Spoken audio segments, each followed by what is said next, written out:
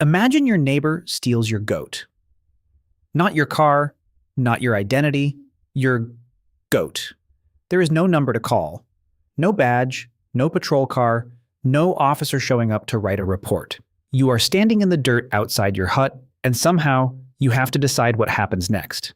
That was not a hypothetical for most of human history. That was Tuesday. For roughly 99% of the time, humans have lived in organized groups. There was no police force, no court system, no jail waiting to receive the guilty. And yet those societies did not collapse into constant chaos. People still married, traded, raised children, and mostly avoided killing each other. So the question is not whether ancient people had order. They clearly did. The question is what was actually enforcing it, if not a badge and a gun. The obvious answer feels simple. Strong tribal leaders kept everyone in line. A chief, an elder, maybe a king, handed down judgment, and everyone obeyed out of fear. Case closed. Except that explanation barely survives contact with the evidence. Most early human groups were small, mobile, and radically decentralized. There was no standing army of enforcers to compel obedience because you cannot feed a hunter-gatherer band and also feed a permanent police class. Every extra mouth had to justify itself through labor. So justice, in its earliest form, was not handed down from above. It was managed sideways, between people who had to keep living next to each other tomorrow. Here's the thing. When you cannot call for backup, you have to build a system where most people police themselves. The first mechanism was reputation.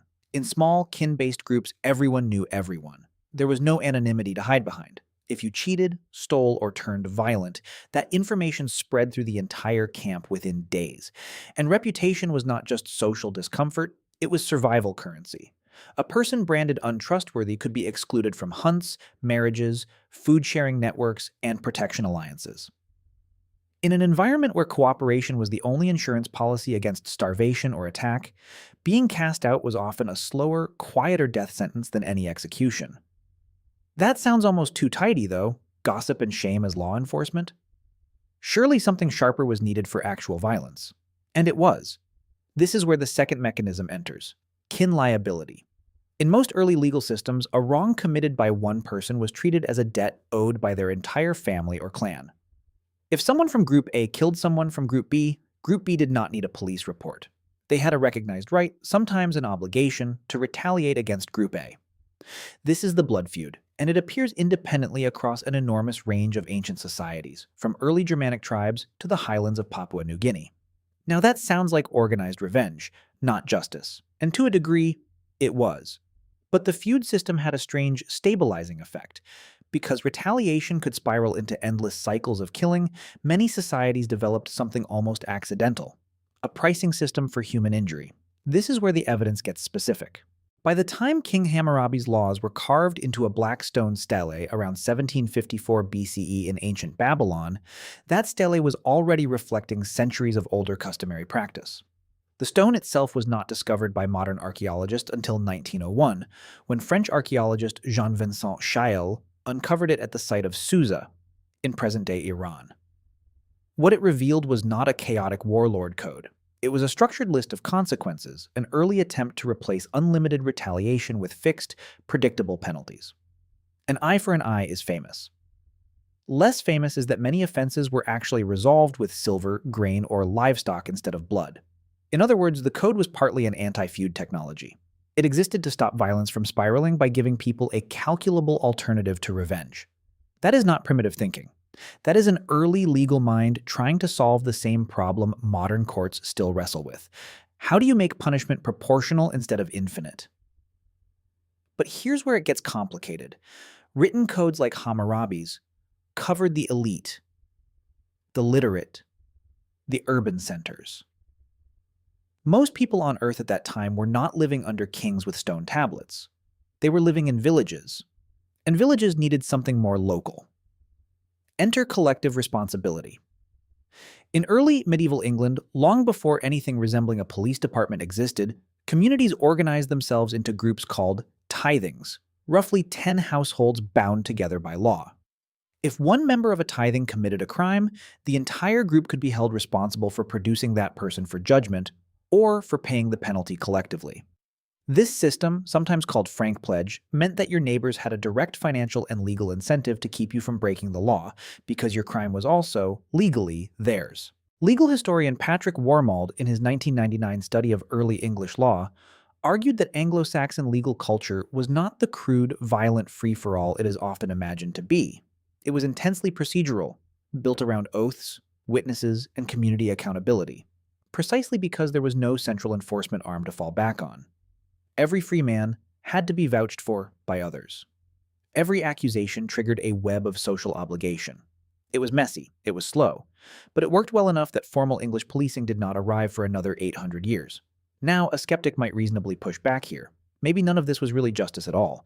Maybe it was just fear dressed up in ritual language. Maybe people avoided theft not because of some elegant social contract, but because their entire survival depended on tiny, brutal, high-stakes communities where getting caught meant total ruin. Maybe what we are calling law was really just naked self-interest with better branding. That argument deserves weight because it's largely true. These systems were not moral utopias. They were often violent, often unequal, and often stacked against women, outsiders, and the poor. Feuds sometimes did spiral out of control for generations. Oaths were sometimes bought or coerced. Frank pledge could easily become a tool of local domination rather than fairness. The romantic version of ancient justice, where honor alone kept people in line, does not fully hold up. And yet, the evidence suggests something more than pure fear was operating too. Consider Iceland starting in the year 930 CE when Norse settlers established the Althing, one of the earliest known parliamentary assemblies in the world. There was no king. There was no police force. Disputes, including killings, were argued publicly in front of the assembly, where accepted law was recited from memory by a designated law speaker, since writing was not yet widespread. Historian Jesse Byock, in his influential 2001 study of Viking Age Iceland, described this as a functioning legal order almost entirely without centralized coercive power. Enforcement of verdicts still depended on families and allies, meaning the system could fail. But for generations, it produced structured, public, rule-based conflict resolution in a society most people imagine as lawless raiders with axes. That should complicate your mental image a little, so bring it back to you. Bring it back to that missing goat. In the world before police, the system was not one thing.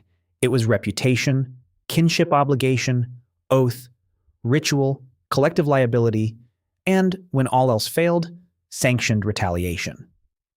It was slower than a phone call. It was often unfair. It punished the powerless more easily than the powerful.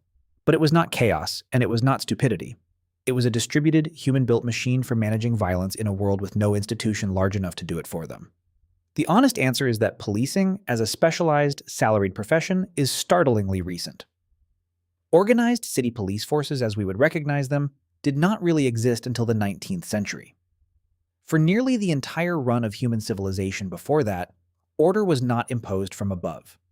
It was maintained sideways, painfully, imperfectly, by people who had no other choice but to police each other. So the next time you assume law and order requires a uniform, remember the tithing, the feud, the stone tablet, and the Icelandic assembly arguing under open sky. None of them had a badge. All of them were trying to answer the same unresolved question you are still living inside right now.